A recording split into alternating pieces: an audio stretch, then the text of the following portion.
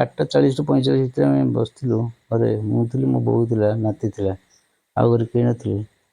ଆମେ ଘରେ ବସିଥିଲୁ, ବୋଉ ଆସି ହଠାତ୍ ମୋତେ କହିଲା, ବାବା 2 ଜଣ କିଏ ଆସୁଛନ୍ତି। ମୁଁ ଟିଭି ଦେଖୁଥିଲି, ସେଠି ଉଠିକି ଦେଖେ ତ ଘର ଭିତରୁ 2 ଜଣ ପଶି ଆସିଲେ। ତାଙ୍କ ହାତରେ 2ଟା କଟୁରୀ ଥିଲା, 2 ଜଣ ହାତରେ ମାରଣାସ୍ତ୍ର।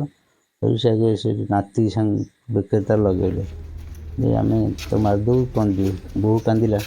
ମୁଁ କହିଲି କ'ଣ ହେଇଛି କ'ଣ, ମୁଁ ତାକୁ ଜାଣିନି। ସେ ତା ବେକରେ ଲଗେଇଛି, କ'ଣ ହେଇଛି କ'ଣ ହେଇଛି ପଚାରିଲାକୁ ଆଗେ ଗୋଟେ ମୋତେ ଏଠି ହାଣିଦେଲା, ରକ୍ତ ବୋହୁଛି, ପୁରା ବସ୍।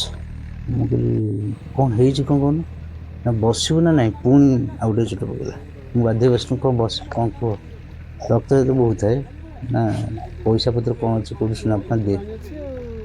ସୁନାଫୁନା ତ ଘରେ ନାହିଁ, ଆମେ ତ ସବୁ ଲକର୍ ରଖୁଛୁ, ସୁନା କେଉଁଠି ଅଛି। ସେଠୁ ବୋଉ କହିଲି ତା ହାତରୁ ଗଲା।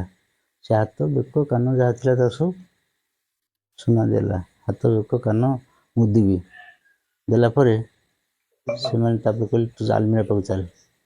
ମୁଁ ଯିବା ଭିତରେ ମୋତେ ପୁଣି ଗୋଟେ ଚୋଟ ପକେଇଲେ, ହାଣିଲେ। ମୁଁ ଆଲମିରା ପାଖକୁ ଗଲି, ଆଲମିରା ମୁଁ ଖୋଲିଦେଲି, କହିଲି ଯାହା ଅଛି ତୁମେ ନିଅ, ନା ନାହିଁ କେଉଁଠି ରଖିଛ ବାହାର କର।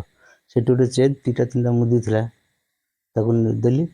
ପଇସା ଥିଲା 40,000 ଟଙ୍କା, ତାଙ୍କୁ ଦେଲି। ମୁଁ କହିଲି ଆଉ କ'ଣ ଅଛି ଦେଖ, ମୋ ପାଖରେ ଆଉ କିଛି ନାହିଁ, ଯାହା ଅଛି ଲକର୍ ଅଛି।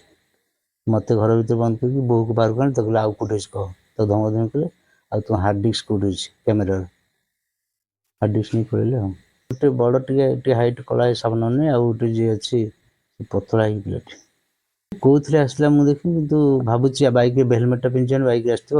ବାଇକ୍ ୟା ଭିତରକୁ ଆଣିନାହାନ୍ତି, ସେ ବାହାରେ ରଖିଥିଲେ। ଏସ୍ପି କହିଲେ ଆମେ ଚେଷ୍ଟା କରୁଛୁ ଯେତେ ଶୀଘ୍ର ପରେ ତାକୁ ଡିଟେକ୍ଟ କରିବାକୁ ଚେଷ୍ଟା କରୁ, ଆପଣ ଧୈର୍ଯ୍ୟ ଧରନ୍ତୁ, ବସ୍ତ ହୁଅନ୍ତୁ।